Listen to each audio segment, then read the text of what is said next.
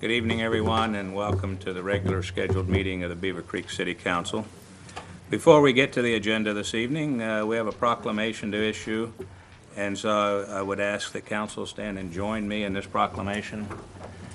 As we all know, a dear friend and a partner in the governments of this county had passed away, Sheriff Gene Fisher. So I would like to, the City Council and I would like to issue this proclamation. Whereas Sheriff Gene Fisher served the Greene County community for nearly 40 years in many important ways, including serving as a police officer and being elected by his fellow residents as Sheriff of Greene County. And whereas Sheriff Fisher was born in Xenia and graduated from Fairborn High School in 1974. He earned degrees from Clark State University, Capital University, and a master's degree from Tiffin University. He also graduated from the Northwestern University School of Police Staff and Command and the National Sheriff's Institute. And whereas he served as a Xenia police officer for 20 years, from 1983 to 2003, and in 2003 was selected by the Greene County Republican Central Committee to serve as Greene County Sheriff. He continued to serve as sheriff, having won 5 elections since his appointment. And whereas, for the past 18 years, he led the Greene County Sheriff's Office and earned the respect and admiration of all whom he came in contact, and was always there to lend a helping hand, whether on or off the job. And whereas during his time as sheriff, Gene Fisher worked closely with local law enforcement agencies, including the Beavercreek Police Department, and provided support to the department in times of need. Now, therefore, I, Bob Stone, Mayor of the City of Beavercreek, Ohio, along with members of City Council and a grateful community, hereby express our profound sadness following the passing of Sheriff Gene Fisher and share our sincere sympathies with his family, friends, and co-workers. We are forever thankful for his service, commitment, and dedication to Greene County. Gene, you will be missed. Thank you very much. Thank you.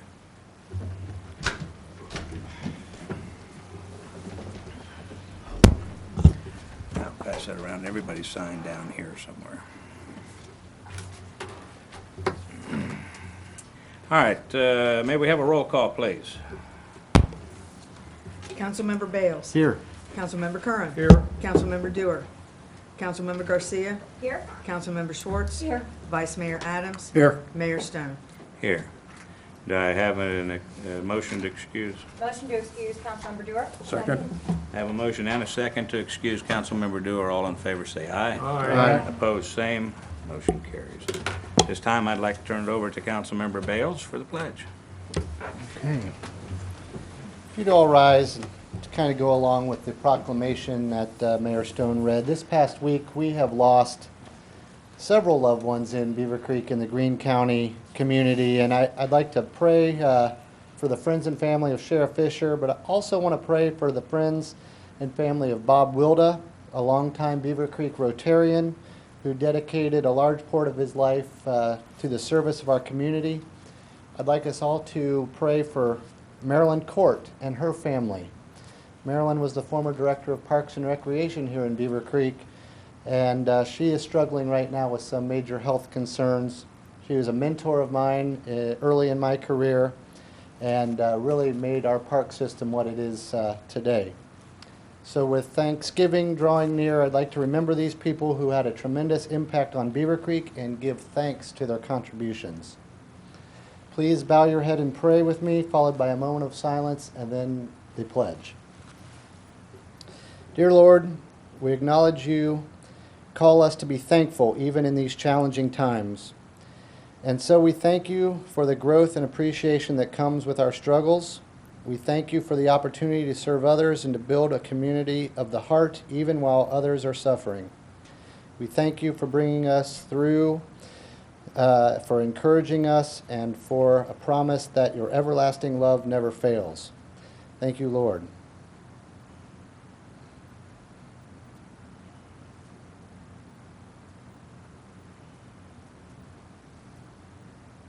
Amen. Please join me in the pledge. I pledge allegiance to the flag of the United States of America and to the republic for which it stands, one nation, under God, indivisible, with liberty and justice for all.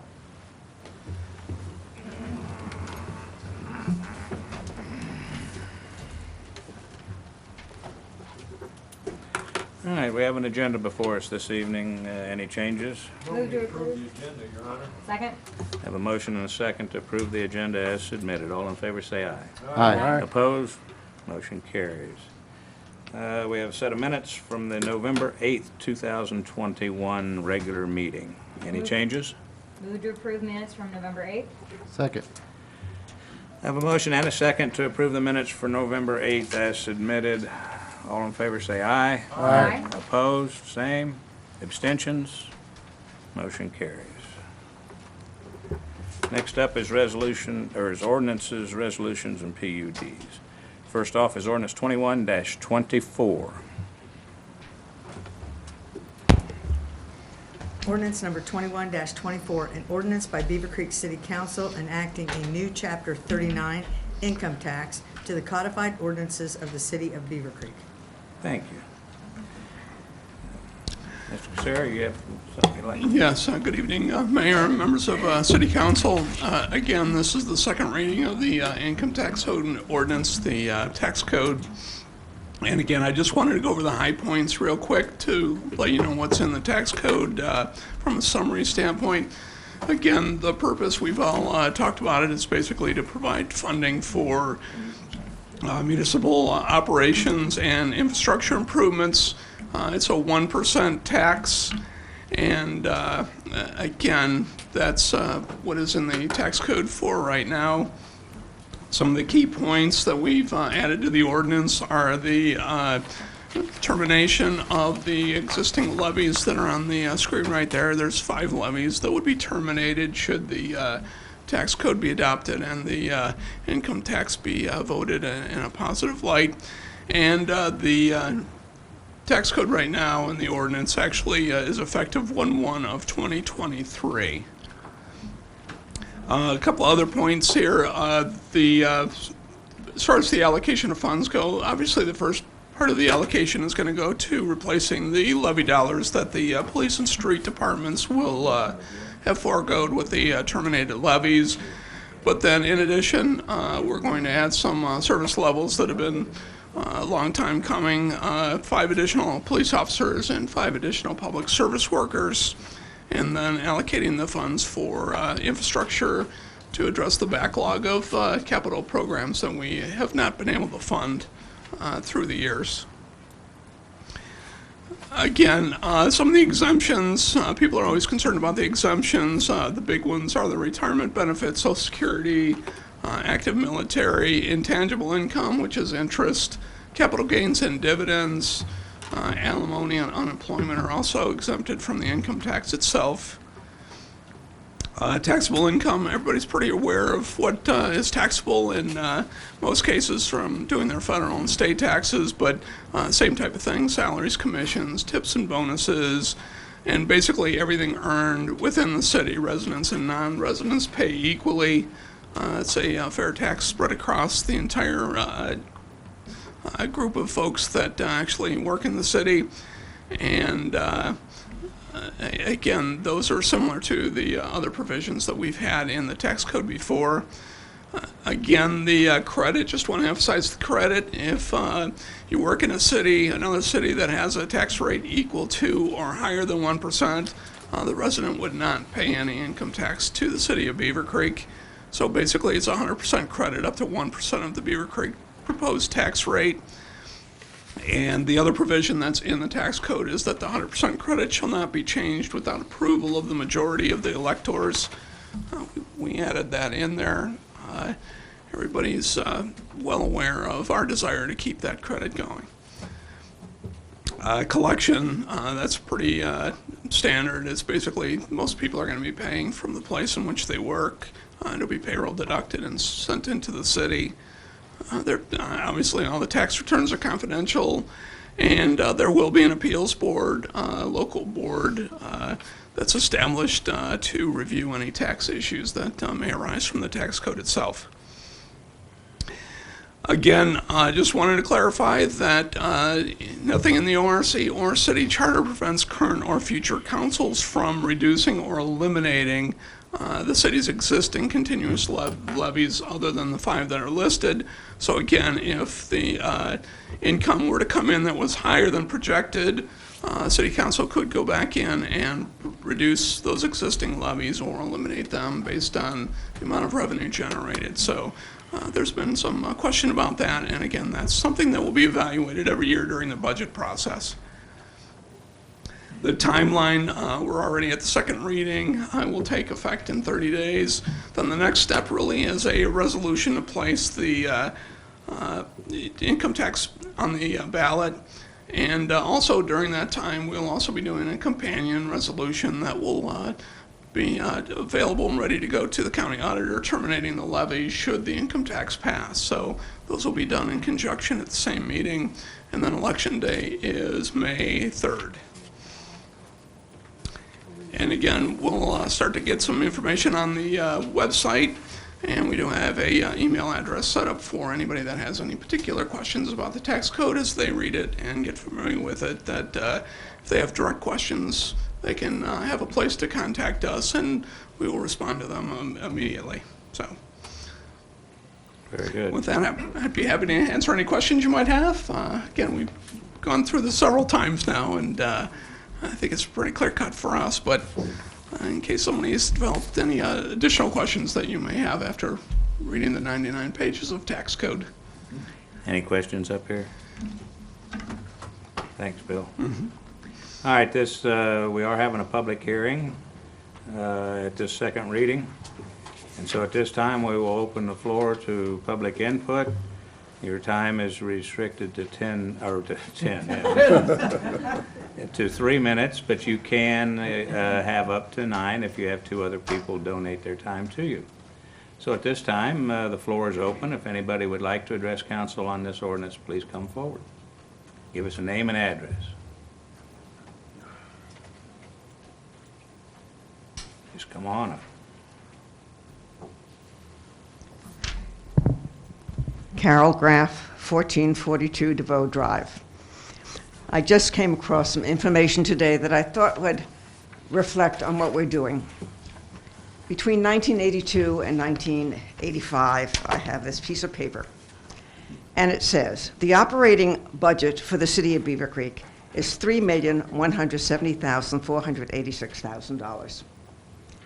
I think it's a little higher now. Well, It said the population was 31,589. It is significantly higher now. We have had a great many changes since 1982, 83, 84, 85. And it's about time to change the way we support our city services, because the burden to be on the taxpayers, the property owners entirely, has become very, very difficult as the years go on. The tax rate at that point, the total rate was 50.5, and I believe our tax rate is probably at 75 or 80 mils at this point in time. So that the burden has been on the property owners, and it's time to shift it to another alternative source of operation. Thank you. thank you. All right, who's next?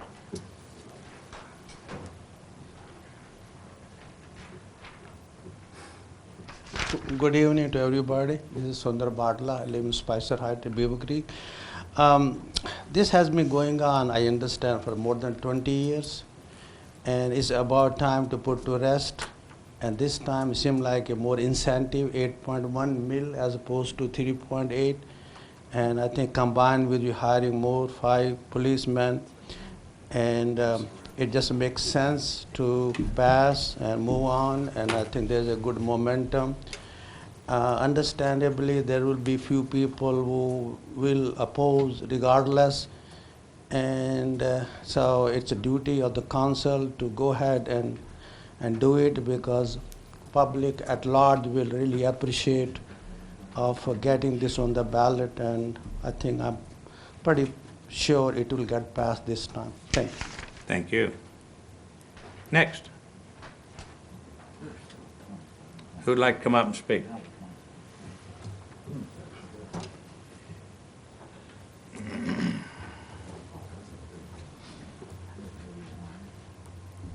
Brian Jarvis, 825 Timberwood Drive in Beavercreek. Mayor, Vice Mayor, City Council, thank you again for letting us speak. As representing the Beavercreek Fair Funding Committee, I'd like to make a few comments. Each year you hear from your residents about how they're being adversely affected by higher property taxes, while funding of quality services provided by the city, police, streets, parks, infrastructure, and more cannot keep up with demand. Beavercreek community can choose to avoid these higher property taxes in the future, especially our seniors who have lived here and supported the community for decades.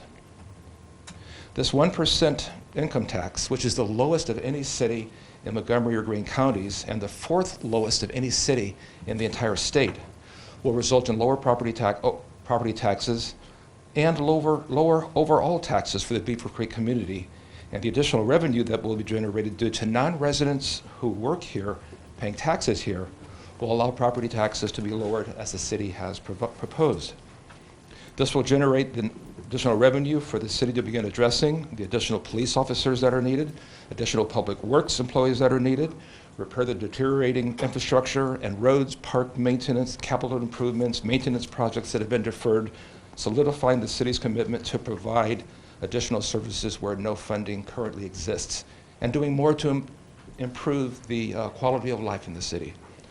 So far in this tax legislation, which I have read the 90-some-odd pages of, any objective observer can see that you've detailed exactly what you said you want to do.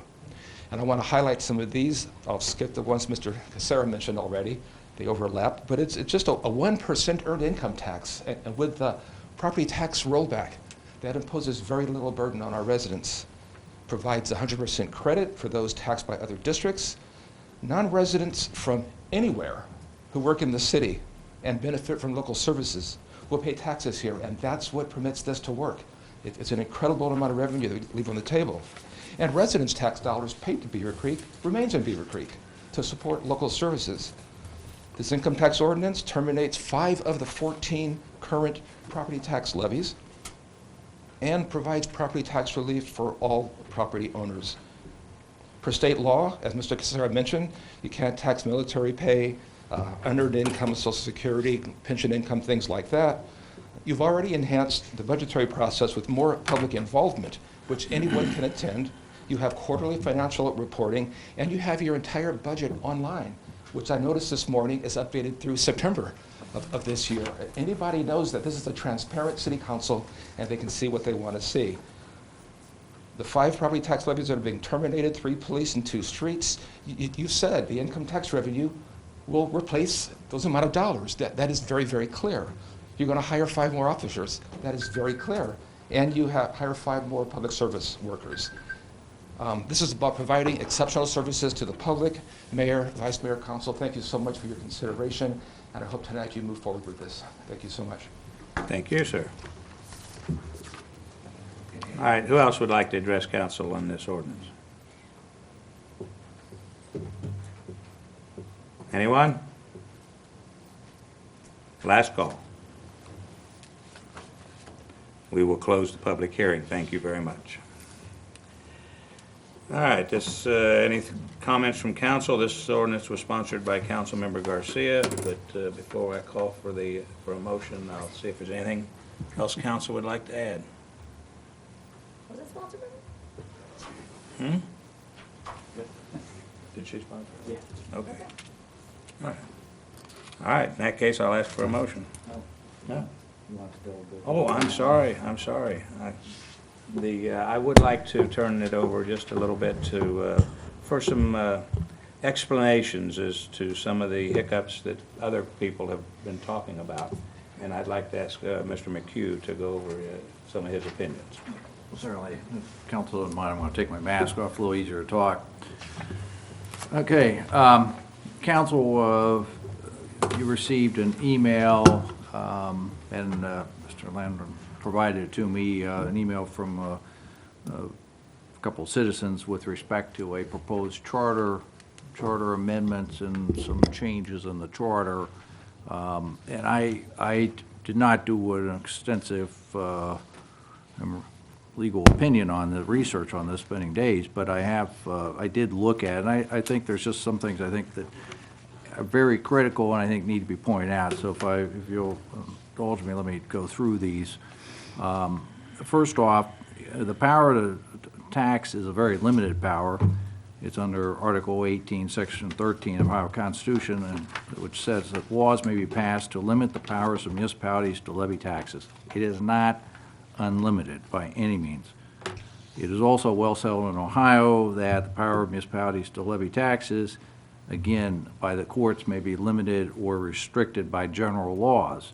That actually references back to a Ohio Supreme Court decision from 1917, which cited also as authority in there the Ohio Constitution in 1851. So this is long-standing precedent in Ohio. House Bill 5, which is the current tax code, which went in effect 1/1 of 16.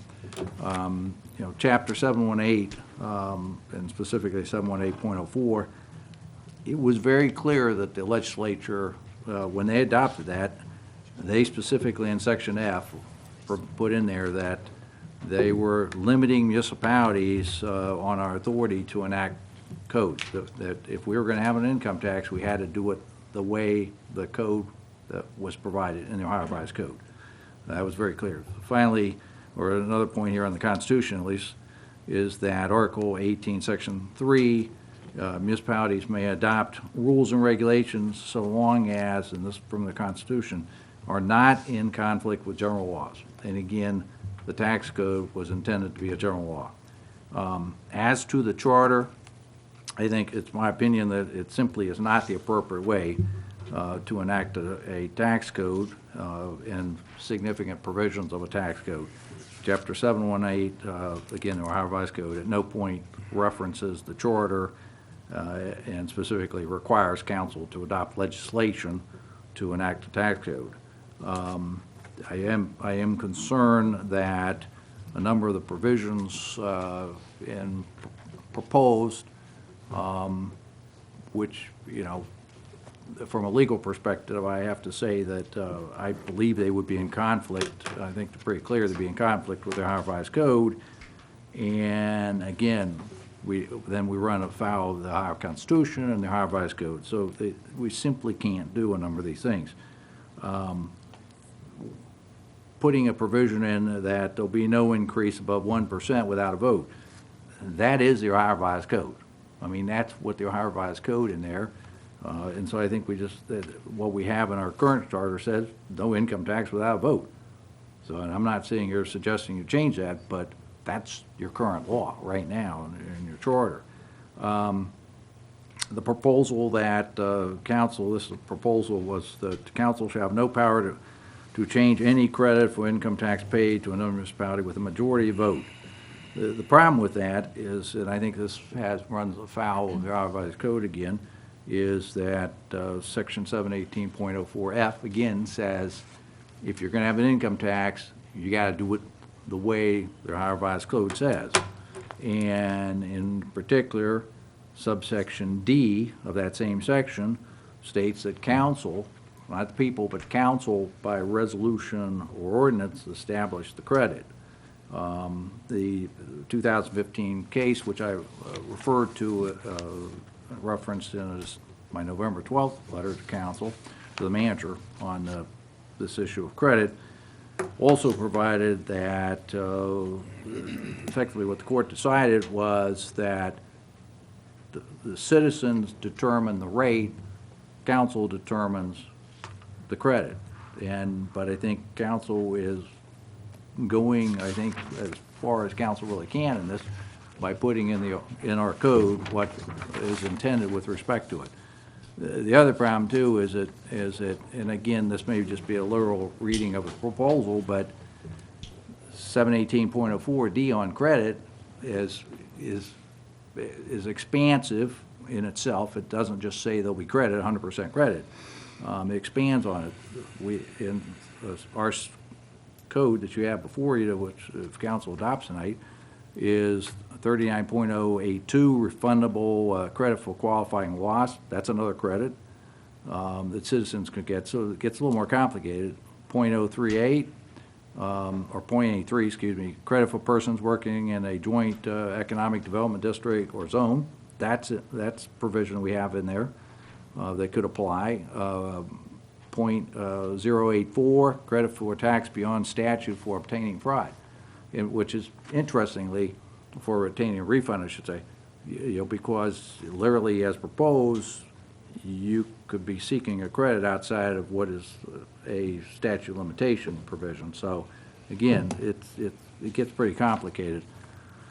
And again, I think it just credit in the charter just would violate the Ohio Revised Code and the Ohio Constitution and the courts.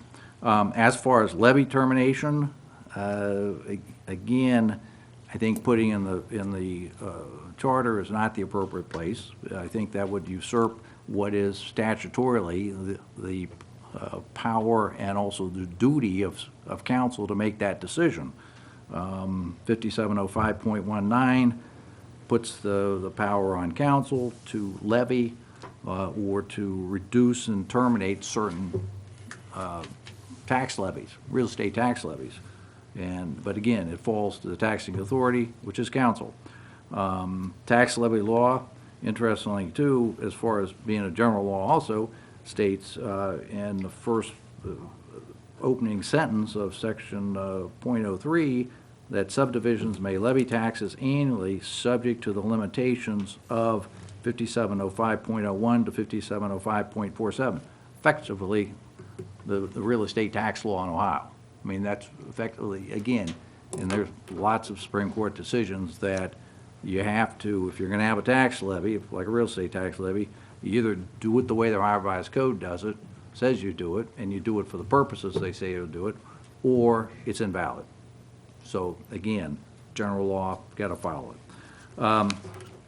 With respect to allocation of income tax funds, again, there's Ohio Revised Code that says council has to adopt a tax budget. Council has to adopt an appropriation ordinance. You have to do it by the end of each fiscal year or a calendar year, or you can do a temporary, but you have to adopt one by March 31st of the following year, or you're in violation of the code. So again, and it's up to council to make a determination within 5705.38C. Its council has to determine how much each office, department, division, including personnel services, get. So again, it's a council decision, and again, it is by law a duty placed upon council. So I think putting in the charter is not the appropriate place for that. Section, and this is where within your own charter, some of those provisions I think would violate, because 10.10 requires council to adopt an annual appropriation ordinance. And only council, again, can adopt ordinances. I mean, council is going to be the body who needs to adopt that appropriation ordinance. Section 6.02, the manager is charged with the duty of preparing a budget and a capital program. So I think having a provision, restricting capital programs, again, effectively is contrary to what your own charter says. So I think that would be a problem. And so ultimately, I think between general running of the city and capital projects, it really falls to the city council to be the, by statute at least, to be the ones who do it, and by charter, your charter just reiterates what the Ohio Revised Code says. I mean, at the time it was enacted, that clearly was the intent, to follow the Ohio Revised Code. And finally, I think if people want to read, I think the city manager had released, I think my letter of the 12th, I believe, the council, but I mean, it certainly could be addressed, and probably even quite expansive is the letter, if you recall, of credit and the form of credit and how credit was passed, could be dealt with, resident versus non-resident. The city had the firm of Zano, Hall, and Farron, and specifically Tom Zano, who previous to opening a firm, happened to be the tax commissioner for the state of Ohio, who was in charge of preparing and working on the 2016 tax code. And he wrote a very 9-10-page letter or opinion, 11 pages looks like, talking about the specific issues, but a lot of what he does in the intro and one of the reasons for what his conclusions are deal with the general law aspects of the Ohio Revised Code and the tax code. So I think, if there's, for information, it wouldn't be bad to pull this opinion out and reread it, because there is a lot of good information in it. And while the questions are slightly different, the basis is the same.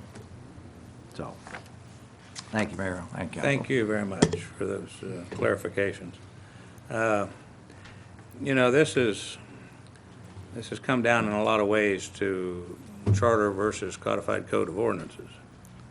And, the code of ordinances are what council passes, and it's what the law of the city is. The charter is something that was established prior to becoming a city. I mean, people created what they wanted in a charter, so it could be conceived as the people's document that they created when we became a city.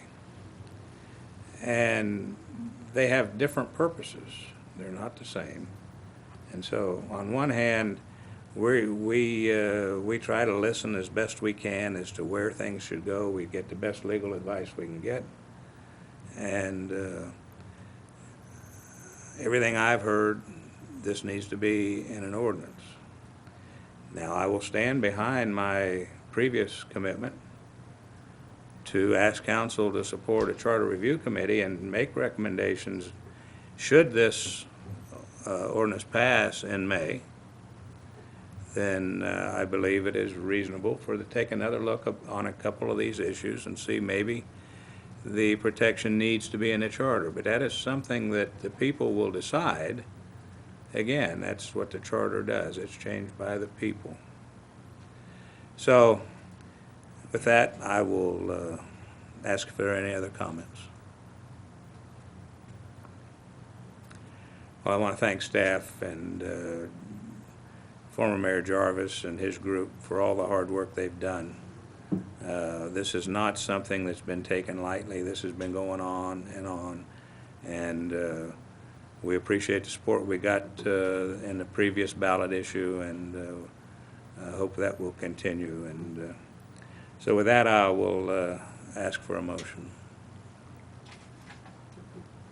Unless there are comments. If you have comments, please. Your Honor, I move ordinance 21-24 income tax code. Second. I have a motion and a second to approve ordinance 21-24. All in favor say aye. Aye. Aye. Opposed, same. Motion carries. Thank you. Next on the agenda is ordinance 21-25.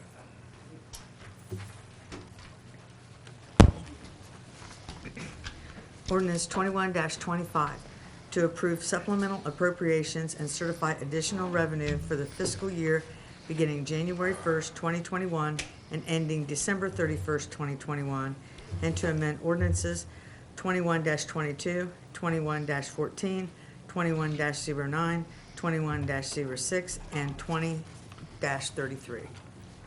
Thank you. Mr. Casera. Yes, thank you again. This is just the year-end supplemental appropriations and certifying of additional revenue. You heard last meeting that the senior center ended up getting a couple more grants at the end of the year. The most recent one that's going to actually be implemented in 2021 needed to be certified and appropriated, and that was for the AED's replacement program. So that's a $10,000 grant from the Greene County Council on Aging. And they provided that. There's no city match. It's just a straight $10,000. So we needed to, again, certify that revenue and appropriate that money so that they can get those AED replacements ordered. The second item is Greentown Center, their assessments. We estimate what we're going to get from them. We're never exactly sure what that dollar amount is till we actually receive the money. This year it came in about $14,000 more than we had certified for the revenue, and therefore as soon as we get that money, we send that money off to the trustee to pay the assessments. So we have to, again, certify that additional revenue coming in and appropriate that money going out to pay off that assessment. So just a... Those are the two things on the agenda for tonight, and that's hopefully we'll close out the year for any other adjustments here late in the season. Thank you. Questions? Motion. Move to approve ordinance 21-25. Second. I have a motion and a second to approve ordinance 21-25. May we have a roll call, please? Councilmember Bales. Yes. Councilmember Garcia. Yes. Councilmember Curran. Yes. Councilmember Schwartz. Yes. Vice Mayor Adams. Yes. Mayor Stone. Yes. Thank you. Next is Resolution 21-46. Resolution number 21-46, a resolution adopting pay schedule for non-union part-time seasonal and intermittent positions. Thank Good you. evening. Good evening. How are you? I'm good. The resolution provides for council to set and approve the 2022 pay schedule for non-union part-time, seasonal, and intermittent positions. Ohio's minimum wage will be adjusted effective January 1, 2022, which reflects an increase in the Consumer Price Index. The minimum wage will increase from $8.80 to $9.30, and this is approximately a 5.8% increase. That's for non-tipped employees. And from $4.40 to $4.65, and again, another 5.8% increase for tipped employees. Additionally, minor adjustments have been made to the minimum rates of most grades as a result of a regional municipality compensation analysis in an effort to balance internal pay equity and also external competitiveness. Likewise, grade ranges were corrected to reflect an average traditional pay range of 35%. The pay schedule is proposed to become effective with the adoption of a resolution by council establishing the pay schedule effective January 1, 2022, and it is staff's recommendation that the proposed pay schedule covering non-union part-time positions and seasonal and intermittent positions be approved. Thank you. You're welcome. Questions? That's, hope we have a little better luck next year getting our Let's hope. part-time employees. Mayor, I move to approve Resolution 21-46. Second. I have a motion and a second to approve Resolution 21-46. All in favor say aye. Aye. Opposed, same. Motion carries. Thank you. Thank you. Next is Resolution 21-50.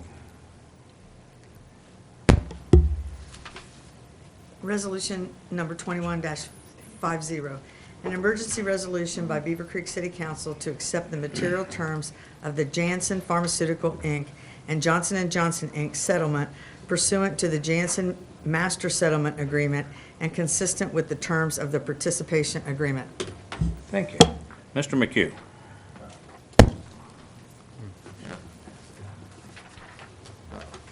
Passing out, Mayor and Council, a little explanation of this, at least a little idea of what this will entail. Again, I think this is the third opioid settlement we've talked in terms of. And this one, again, it was with Johnson & Johnson or a subsidiary of theirs. It could result in a substantial amount of funds coming to the state of Ohio. It's been 3 years in negotiations with the company, and a number of, effectively, the state's attorney generals got together and pursued this. The point of all this is to try to not put the company in bankruptcy, feeling that they'll do better off with this. And again, if you don't agree to participate in the state settlement, you will not receive any of the funds. So there is an incentive, and under this, I did pass out the schedule, and you'll note that if there's 70% of what anticipated, it'd be approximately $27,000.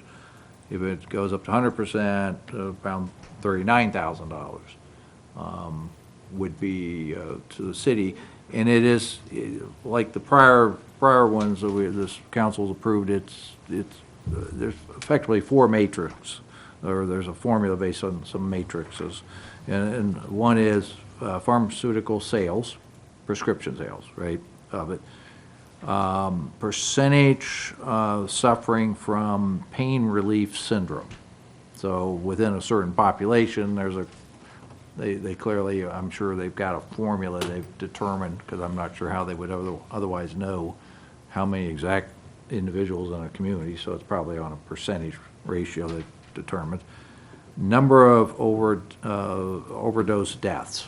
So again, the more overdose deaths within a community, the higher, in theory, the higher more money you would get.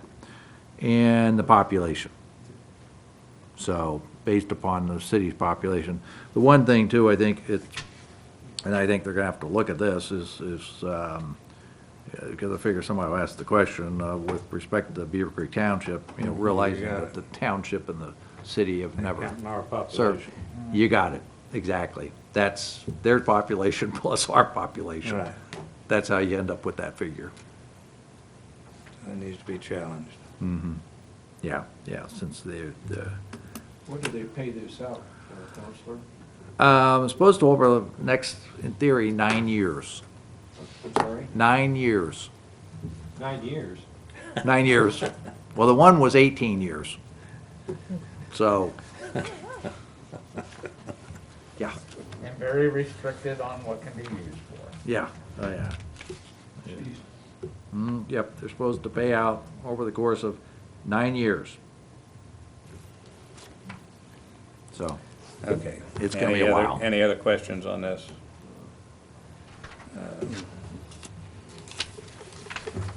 Mayor, I move to approve Resolution 21-50. Second.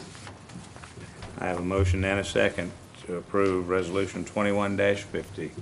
All in favor, say aye. Aye. Opposed, same. Motion carries. Thank you. Next up is liquor permits. Chief, you're on the spot there.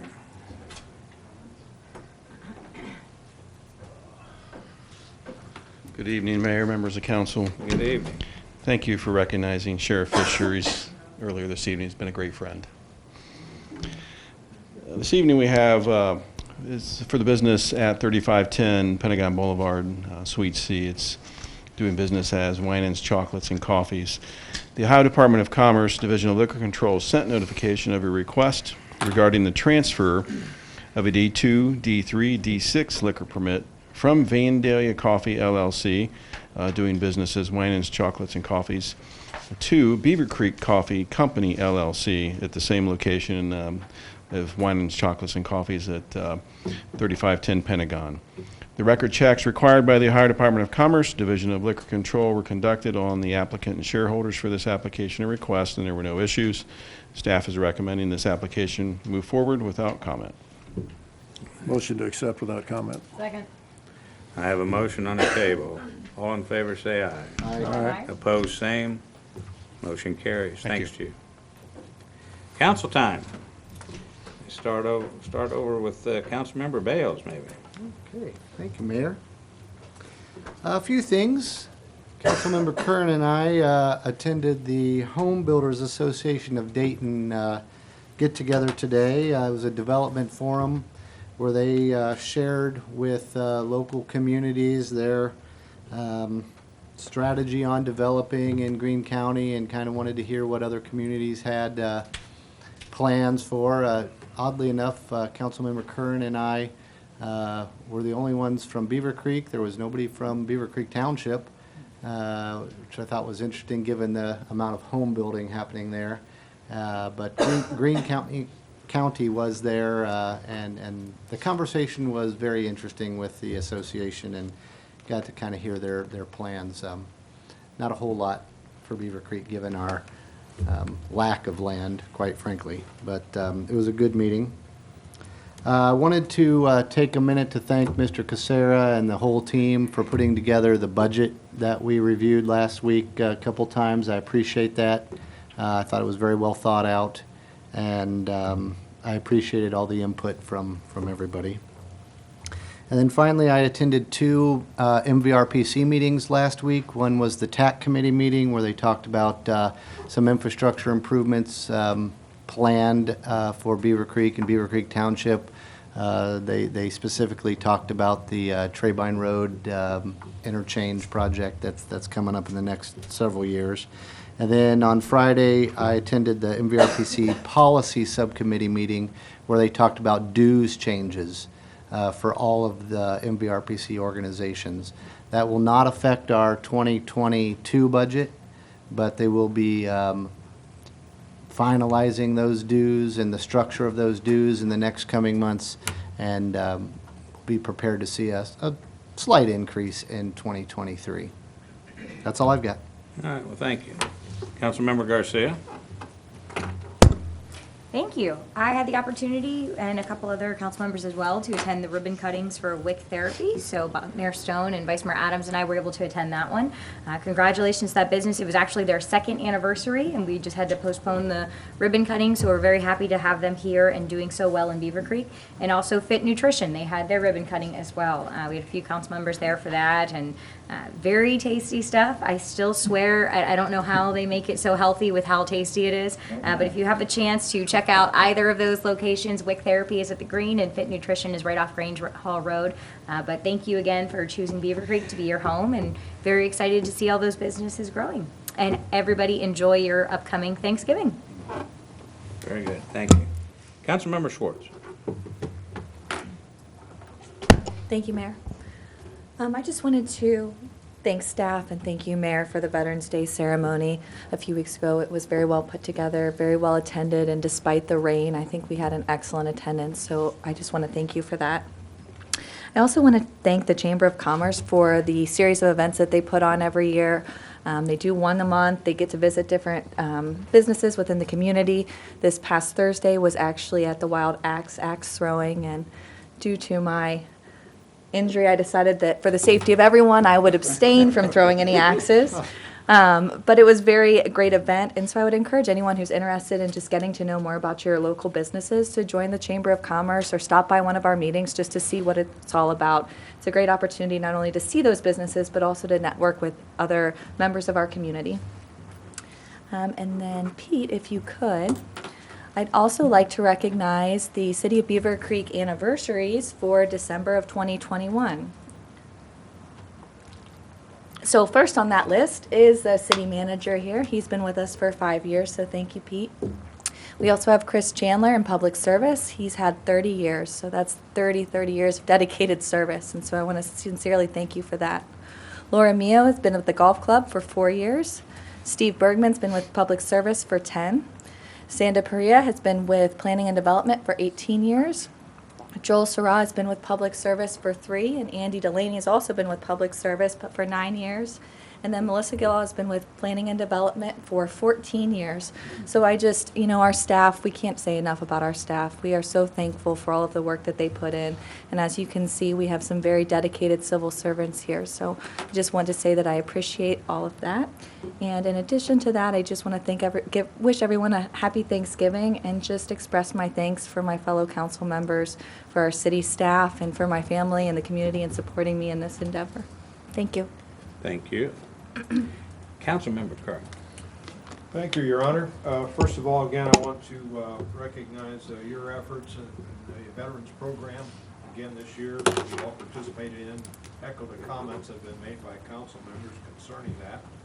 Also, at Rotary, we heard from our municipal judge, Judge Capelli, who gave a very informative presentation on her particular office and some of the big issues that are going on in her area. I was amazed. She talked about a guy going 136 miles an hour on one of the highways, and she was just talking about trying to warn everybody that the speed people are picking up speed on the highway, and it's increasingly a dangerous proposition out there. So she was very, very interested in trying to do something about that.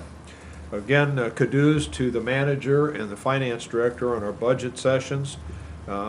Visited, has already been mentioned, a number of the business presentations this last week.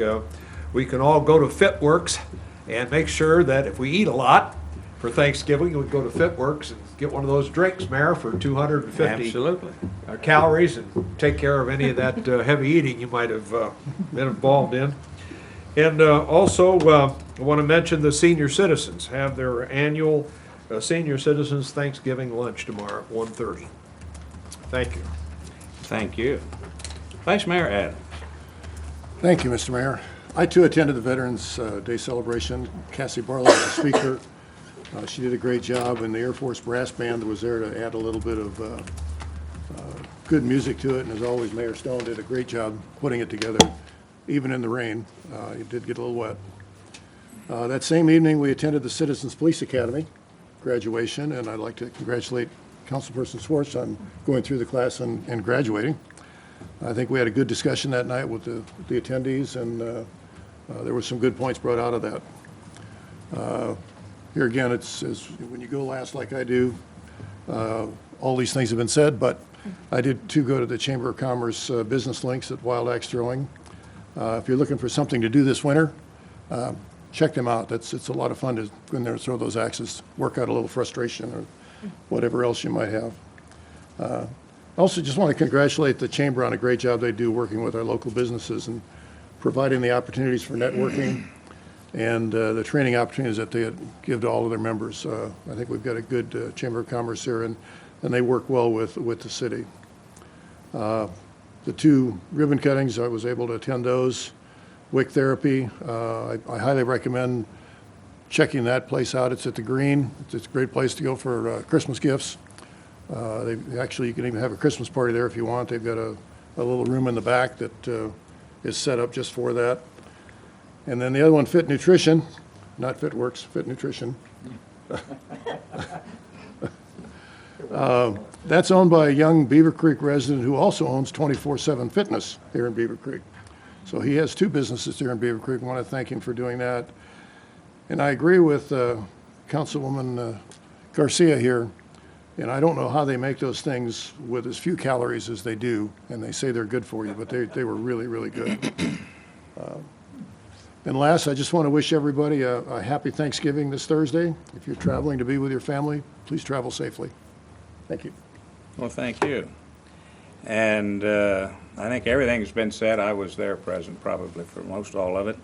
I did happen to miss the budget meetings, thank you, and got to go fishing. But and Veterans Day, I thank everybody that was involved in that, and especially Erin at Parks for that hard work she does, and her crew, because they all got soaked. I mean, we all got wet, but they got soaked, I think. And so it was one that we can talk about because of the rain and the wind. But I'm so glad we went ahead and did it, even though the winds didn't get as bad as they were predicted. So we thought about canceling it, but decided it was best to move forward. In addition to the ribbon cuttings and the other things that have been mentioned, I had the privilege, I was invited to the show choir, had a concert at Beavercreek High School, and it was well attended, and it just makes you feel good to go in and watch the young people perform. And they did a wonderful job. I'm surprised it wasn't brought up already, but we hosted a scout troop here. And Vice Mayor Adams and Councilmember Schwartz joined me in putting them through the ringers, and we had them negotiate some legislation for us. And one of the legislative pieces that they talked about was one we're going to have to deal with here real soon, and it just left me. Fireworks, Mayor. Fireworks, that's it. I was going budget somewhere direction, and I'm saying that. But the state passed fireworks laws, and we're going to have to deal with that before too long. But it is fun to get the kids in, and they really learn a lot The parents learn even more. I mean, the parents were just so eager and happy, but that's always fun, and I hope now that COVID's not gone. Got my booster Sunday, by the way. Get your booster. COVID's not gone, but people are starting to get out and about a little bit more, and so hopefully we get more of those groups coming in. And I think that's all for me, so I'll turn it over to the city manager. Thank you, Mr. Mayor. Yeah, the one group you had the one time was talking about trash, littering. And for littering, it was like a lifetime jail sentence for. I told you throwing they were something. smart. They were. It was funny. It was like, wow, lifetime. They want to put people in the can. Yeah, for throwing out a piece of. I mean, that's bad, but wow, lifetime. And just before you go any further, I do want to throw out, we asked the question to these scouts who were here, why are there only 3 of us here, 3 council members? And they got it. No coaching, no anything. They got it. So they're learning something in their government class as well. So, and sorry to interrupt. Oh, no problem. So just a few short announcements, which I'm surprised no one brought this up. Winter walks in Wardenger Park. So this year, as in the past, a little bit different last year, and the year before that was really rough with the COVID lockdown. But this has been a big hit. Okay, so Wardenger Park, where the log cabins are, the cabins are in the park's going to be decorated nightly starting December 6th. So December 18th, which is a Saturday, a winter welcome from 10:30 a.m. to 1 p.m. So what I was going to say, December 6th, starting then, you can go and look at the decorations and walk there. But on Saturday, December 18th, please, council, you're more than welcome to come. We have visit Santa, reindeer, drink hot cocoa, eat cookies, listen to singing quartet, stroll around the park with friends and family. Thanks to following groups for adopting a cabin. So I was there Saturday for a couple hours. I wish it was late. Well, the Ohio State game was on, so I did have to get it done before noon. So, but we was there from about 10 to 12, and it was rather chilly that morning. But the Optimist Club decorated a cabin. The Kiwanis Club is going to decorate a cabin. Beavercreek Community Library and Beavercreek Historical Society. All those groups are putting up lights and decorating and putting candy canes out and all the kind of Christmas holiday decoration. So it is a really neat thing. Please check it out prior, but you're more than welcome come December 18th, that Saturday, again from 10:30 a.m. to 1 p.m. On that Kemp Road, behind the fire station is hardly any parking. So during that, the Board of Education building just one parking lot away has a sidewalk that we built to it. So there's plenty of parking in the school facilities, and then you merely just walk on the sidewalk to the cabins and enjoy yourself. So good time. Just hope the weather stays halfway warm.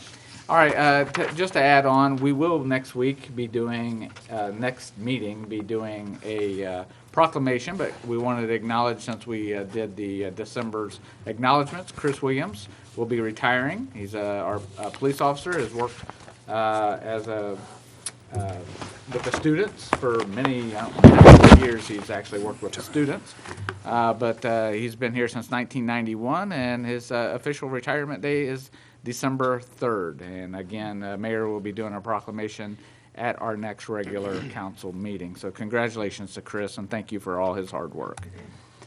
Just as everybody said, Thanksgiving, we are closed Thursday and Friday of this week. For non-emergencies, always, please feel free to contact the police dispatch at 937-426-1225. But all the other regular city offices will be closed Thursday and Friday.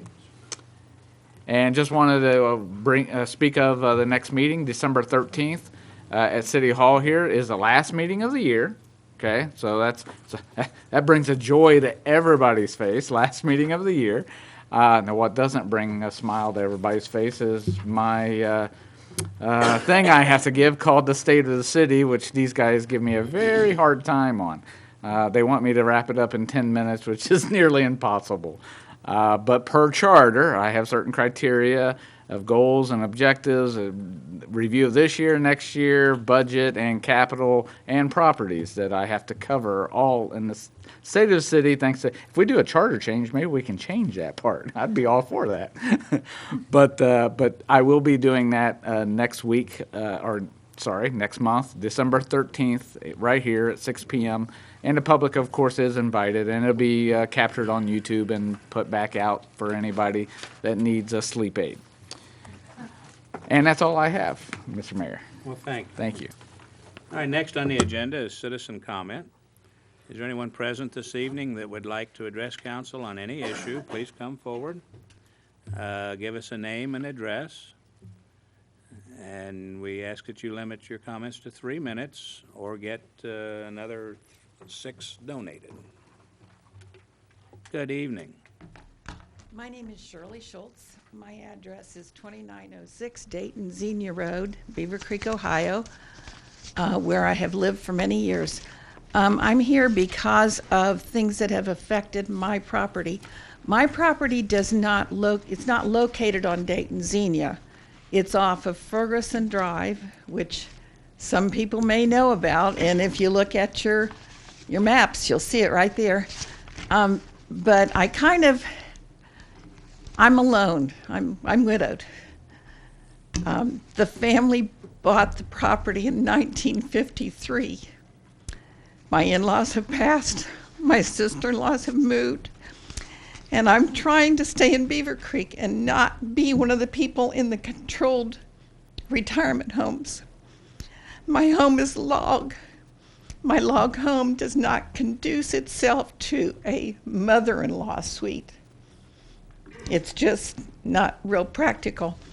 So I have property that has 2 other buildings, one built in the 1940s when the front house was built, which is a Sears Roebuck house owned by the Miller family.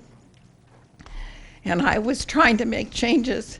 And while I was trying to make changes, the Planning Commission changed the rules for my zoning. I was given a heads up, but I kind of focused on other things. With the city, with the Beaver Creek's anniversary of becoming a village 40 years ago, I thought maybe I should look into more things, which I did. I realize I've been negligent, possibly. I also know that if the changes I want to make, there is a zoning appeal board that I can go to. I have not made application for the changes I want to make. I've talked to the county. I want to stay in Beaver Creek, but I don't want to be alone. And when I looked at you talking about granny pods in June 28th meeting, I was offended. I'm a Grammy, yes, but I don't know what the Planning Commission was told, why they had to change these things, who was wanting them to change them, but it changed and it affected a lot of people. So now I'm told I need to have a footprint of 1,200 square feet for a second residence on my 7.71 acres. I'm like getting lost, and I know that it went before you, and I know that you passed it. I've read the minutes. I need to look at the videos to see who had what to say that didn't make it in the minutes. I know you were concerned with who was going to live and where, and who were they related to, and were they going to be caring for people. Well, my property was changed because we own 9.81 acres. We sold off the front property with approval of the council. And the family still lives there that purchased that house. We're right next to Maine Elementary School. I have a wooded lot that has a creek running through it. It's not, we told Beaver Creek we would not put condos in the woods when we asked for the rezoning, but we want to still live there and use it the best we can. But the building I was looking at is not a footprint of 1,200 square feet. It was built in the 1940s. And I'm just at a loss, and I want council to know that what you do affects people, not just properties. Thank you. Thank you very much. And we would encourage you to follow through with staff and see what options you may have for to accommodate you. I have attended the last 2 planning meetings, each of which lasted 19 minutes because I wanted to see what are they planning to do. I didn't speak, I just want to listen. Yeah. And I understand that, but staff will meet with you personally. I mean, huh? We have. Yes, okay. All right. Anyone else like to address council this evening?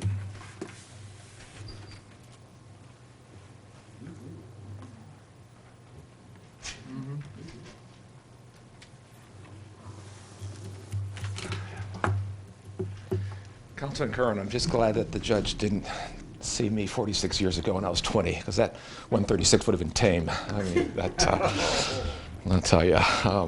Chief, you didn't hear that, so that's good. I'm Mayor Stone, Vice Mayor Adams. My name is Brian Jarvis, 825 Timberwood Drive, Beavercreek. Thank you again for giving me the chance to speak.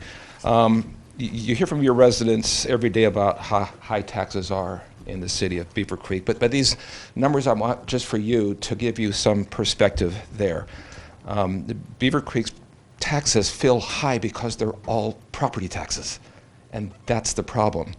Of the 200 largest cities in the state of Ohio, that is cities with populations greater than 8,000, the city of Beavercreek, with a population of 46,000 plus, is the 23rd largest city in the state of Ohio. But it struggles with the 11th lowest local funding per capita for its services.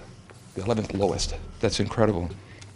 If you're looking at square miles, Beavercreek is the 14th largest city in the state in square miles, but it's the 18th lowest local funding per square mile in the state. You're struggling with trying to fund a dynamic community with some of the lowest per capita funding in the state. If you just look at Montgomery County and Greene counties, of the 20 cities in these 2 counties, looking at just the local funding sources, property taxes, income taxes. The city of Beavercreek, 3rd largest in population, but has the 4th lowest local funding per capita for public services. It's only higher than Germantown, Trotwood, and Riverside. That's it. It's the 3rd largest city in square miles, but it's got just in square miles, it's got the 5th lowest local funding per square mile of any of these 20 cities in these 2 counties. Only higher than Germantown, Trotwood, Riverside, and Clayton. I mean, you guys are struggling and trying to provide quality service, and somehow need to get that across, that this benefits the residents to have better safety services, to have better public works when it snows out, and it's going to snow soon. They need the roads cleaned quicker and better. This is all for the residents. So this is where the struggle is. And again, this income tax, because of the significant property tax reduction that 8.1 voted mills, that is going to negate the income tax increase. Our community, as a community, will be flat, property tax-wise, but the additional taxes paid by non-residents who work here will add that additional to get these things done. Finally, there was a comment made at the last City Council meeting about the City of Dayton always doing its income taxes via charter amendment. And I wanted to leave this for you, and I'll leave a copy for Bill also. The City of Dayton publishes this document of all of the taxes it's passed since 1950. Certainly all the recent income taxes have been passed by charter amendment, but the very first one was by ordinance, because the ORC says it's by ordinance or resolution, and the language of that ORC is very, very clear. So whoever made that statement that the City of Dayton always does theirs by charter amendment, that was a false statement, because its very first one, as you are trying to do, was ordinance, in their case, ordinance 16922 on May 23rd, 1950. It's very important that people understand that you're doing it the right way, and you're not trying to skirt around issues or anything, and I appreciate all that you're doing. Thank you very much. Mayor. Thank you, sir. Is there anyone else this evening that would like to address council? If there is, please come forward. Seeing none, we will move on to the next section, which is executive session. May I have a motion? Mayor, I move to enter into executive session pursuant to Section 121.22 of the Ohio Revised Code for the purposes of consideration of the compensation of public employee or official. There will be no decision made coming out of this session.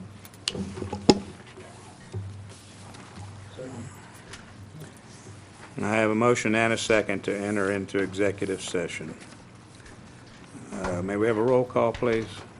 Councilmember Schwartz. Yes. Councilmember Curran. Yes.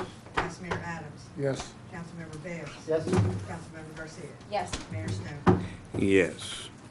And as was stated in the motion, there will be no decision coming out when we come back, but the video portion will be concluded at the end of this time right now. So you're welcome to stick around if you like, but we'll be back shortly. Thank you.